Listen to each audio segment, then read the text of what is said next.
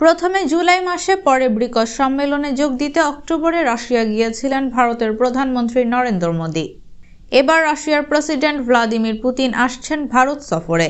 দিনক্ষণ এখনো চূড়ান্ত না হলেও পুতিনের সফরের বিষয়টি নিশ্চিত করেছে ক্রেমলিন। রাশিয়ার প্রশাসনিক সদর দপ্তর ক্রেমলিনের তরফ থেকে জানানো হয়েছে, খুব শীঘ্রই পুতিনের ভারত সফরসূচি ঘোষণা করা।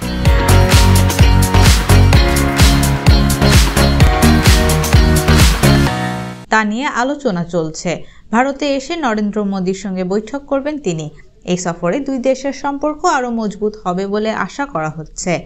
ভারতীয় সংবাদ মাধ্যমের তথ্য মতে, মোদী পুতিনের সম্পর্ক অজানা নয়। চলতি বছরেই দুবার রাশিয়া গিয়েছিলেন ভারতের প্রধানমন্ত্রী। গত জুলাইয়ে ভারত রাশিয়া বার্ষিক শীর্ষ সম্মেলনে যোগ দিতে মস্কো গিয়েছিলেন তিনি। তারপর অক্টোবরে ব্রিকস শীর্ষ সম্মেলনে যোগ দিতেও রাশিয়া যান মোদী। সম্মেলনের ফাঁকেই পুতিনের সঙ্গে দ্বিপাক্ষিক পার্শ্ব বৈঠকও সারেন মোদী।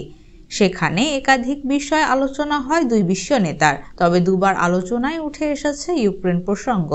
রুশ ইউক্রেন যুদ্ধ শুরু হওয়ার পরেই যুক্তরাষ্ট্র সহ ন্যাটো গোষ্ঠীভুক্ত দেশগুলো রাশিয়াকে কূটনৈতিক দুনিয়ায় একঘরে করার চেষ্টা করেছে।